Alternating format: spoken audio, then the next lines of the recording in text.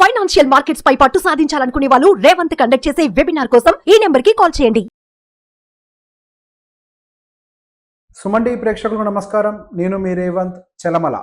Ola electric share, Ola electric bike అంటే ఫాస్ట్గా పరిగెడుతుంది. ఆల్మోస్ట్ 5 డేస్లోనే ఆల్మోస్ట్ 92% రిటర్న్ డెలివర్ చేసింది. అవుట్ ఆఫ్ 5 డేస్ ఒక్కరోజు తప్పించి మిగతా 4 days every single day upper circuit కొడుతూనే ఉంది ఓలా ఎలక్ట్రిక్. అండ్ రీసెంట్గా ఓలా ఎలక్ట్రిక్కి సంబంధించిన results, quarterly results, Q1 results కూడా వచ్చాయి. అండ్ Q1 రిజల్ట్స్లో కూడా ఆల్మోస్ట్ వాళ్ళ రెవెన్యూలో 29% గ్రోత్ని అయితే చూపించారు. అండ్ అండ్ వాళ్ళ మార్జిన్స్ అంటే ప్రాఫిట్స్ అయితే కనుక పాజిటివ్లో అయితే లేవు, యాజ్ ఆఫ్ నో నెగిటివ్లోనే ఉన్నాయి. సో బేసిక్గా వాళ్ళ యొక్క రిజల్ట్స్ నెగిటివ్లో ఉన్నప్పటికీ మనం గమనిస్తే ఓలా ఎలక్ట్రిక్ షేర్ ప్రైస్ మాత్రం కంటిన్యూస్గా పైకి వెళ్తూనే ఉంది. సో బేసిక్గా మన ఓలా ఎలక్ట్రిక్ షేర్ని ఇప్పుడు ఏ విధంగా చూడాలి, ఒక లాంగ్ టర్మ్ ఇన్వెస్టర్ ఏ పాయింట్లో దాన్ని అబ్జర్వ్ చేయాలన్న దాని గురించి మనం డిస్కస్ చేద్దాం.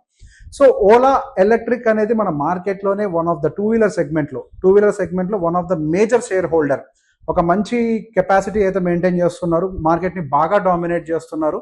అండ్ IPO వచ్చిన తర్వాత కూడా ఓలా ఎలక్ట్రిక్ మీద ఇన్వెస్టర్స్కి ఎంత నమ్మకం ఉందో ప్రూవ్ చేస్తూనే ఉంది. ఈవెన్ HSBC కూడా వాళ్ళ యొక్క టార్గెట్ని 140గా ఇచ్చారు అండ్ ఆల్మోస్ట్ 133 వరకు కూడా ర్యాలీ అయిపోయింది. సో ఇటువంటి కండిషన్లో ఓలా ఎలక్ట్రిక్లోకి ఇప్పుడు మన ఇన్వెస్టర్స్ అందరూ ఎంటర్ అవ్వచ్చా అవ్వకూడదా అన్న దాని గురించి నేను నా పర్స్పెక్టివ్ చెప్పాలనుకుంటున్నాను. అండ్ అఫ్ కోర్స్ అగైన్ మీరు మీ ఓన్ రీసెర్చ్ అండ్ అనాలిసిస్ చేసిన తర్వాతనే మీరు ఇన్వెస్ట్ చేసుకోవచ్చు.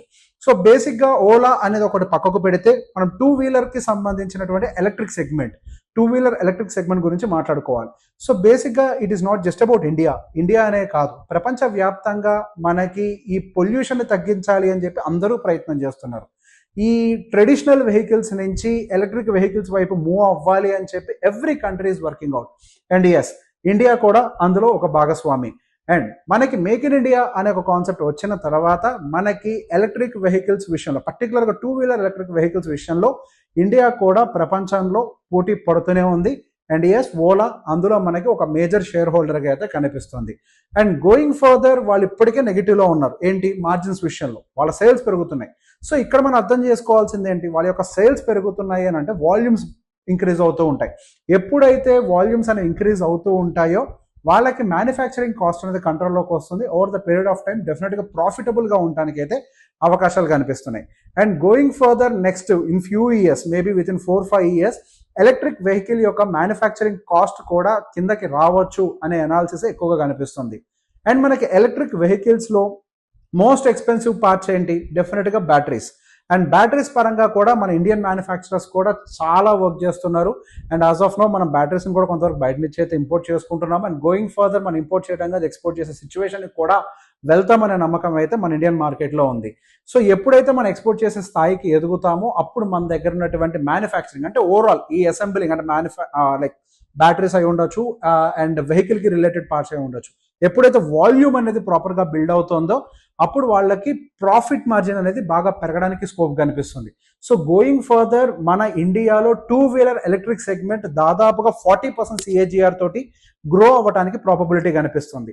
అండ్ రీసెంట్ ఇయర్స్లో మనకి అంత స్పీడ్గా డెవలప్ అయ్యేటువంటి ఏదైనా ఒక సెక్టార్ ఉంది అని అంటే అది యాజ్ ఆఫ్ నో మనకి టూ వీలర్ సెగ్మెంట్ తప్పించి ఇంకొకటి లేదు.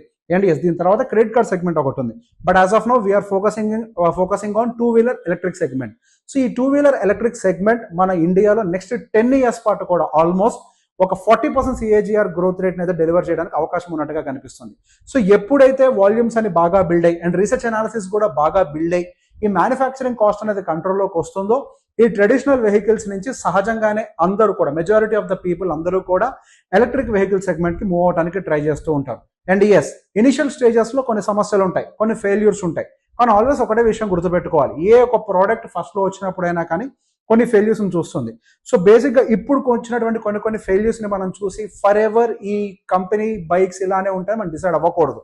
వచ్చిన ప్రతి ఫెయిల్యూర్ని R&D తోటి అప్గ్రేడ్ చేసుకుంటూ సస్టైన్ చేసుకుంటూ వస్తూ ఉంటారు. అండ్ అది ఒక్క ఓలాలోనే కాదు, అదర్ వాటిల్లో కూడా ఇష్యూస్ రిపోర్ట్ అవుతూనే ఉంటాయి. అండ్ ఎప్పుడైతే ఇష్యూస్ వస్తాయో వాటిని ఓవర్కమ్ చేసి మీరు గమనించుండొచ్చు, ఓవర్కమ్ చేసి వాళ్ళు ఇప్పటి వరకు తర్వాత పెద్దగా ఏమి రిపోర్ట్ అయినటువంటి కేసెస్ కూడా లేవు. అండ్ ఈవెన్ దో వాళ్ళ యొక్క సేల్స్ కూడా ఎక్కడ డ్రాప్ అయినటువంటి సిచ్యువేషన్ లేదు. It is not just about the Ola electric, ఎటువంటి ఎలక్ట్రిక్ టూ వీలర్ యొక్క సేల్స్ కూడా ఇప్పుడు దాకా కింద పడ్డటువంటి పరిస్థితులు అయితే కనిపించట్లేదు. సో బేసిక్గా మనం కేవలం ఓలా ఎలక్ట్రిక్ ఒక్కదాని మీద ఫోకస్ చేయాలంటే అదొకటే కాదు, దాంతో పాటుగా ఎనర్జీ అండ్ రిసోర్సెస్ మీద కూడా మనం ఫోకస్ చేయాలి. ఇప్పుడు ఎంతటి ఓలా ఎలక్ట్రిక్ ముందుకు వచ్చినప్పటికీ దానికి సరిపడా సఫిషియంట్ ఎనర్జీ అనేది జనరేట్ అవ్వాలి. సఫిషియంట్ ఎనర్జీ జనరేట్ అవ్వాలి అని అంటే అగైన్ కోల్ మైన్స్ నుంచి జనరేట్ అయ్యే ఎనర్జీకి అంత ప్రిఫరెన్స్ ఇవ్వరు. సో సహజంగా సోలార్ అండ్ టర్బైన్ అంటే విండ్ రిలేటెడ్ ఎనర్జీస్ అంటే ఏవైతే మన ప్రకృతి హానికరంగా ఉండవో వాటికి సంబంధించి అంటే న్యాచురల్ ఎనర్జీస్ మీద ఎక్కువగా ఫోకస్ పెడతారు. And not just 2-wheeler and also 4-wheeler segment will also grow in the electric segment. And as of now we can see ప్రస్తుతం మనకు ఉన్నటువంటి కండిషన్లో మన గవర్నమెంట్ కూడా రానున్న నెక్స్ట్ 2-3 couple of years అయితే ఈ ఎలక్ట్రిక్ సెగ్మెంట్ వెహికల్స్ కి వాళ్ళ యొక్క సపోర్ట్ ని కంటిన్యూ చేస్తారన్నట్టుగానే కనిపిస్తుంది. సో అంటిల్ ద గవర్నమెంట్ వాళ్ళు ఎంతవరకు అయితే సపోర్ట్ చేస్తూ ఉంటారో ఆ పర్టికులర్ పీరియడ్ అయితే మాత్రం డెఫినెట్ గా ఒక రాకెట్ స్పీడ్ తోటి అయితే ఆ ఇండస్ట్రీ గ్రో అవ్వడానికి సహజంగానే అవకాశాలు ఉంటాయి.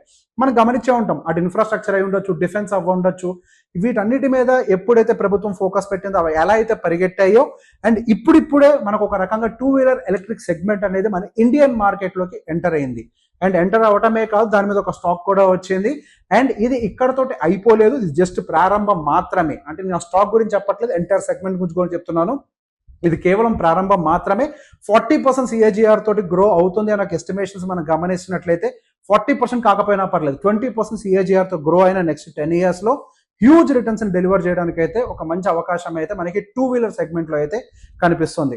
సో వాటితో పాటుగా ఈ సోలార్ ప్యానెల్స్ ఎవరైతే తయారు చేస్తుంటారో వాళ్ళకి సంబంధించి ఇట్లాంటి వాటి మీద కూడా కొంతవరకు ఫోకస్ పెట్టాలి.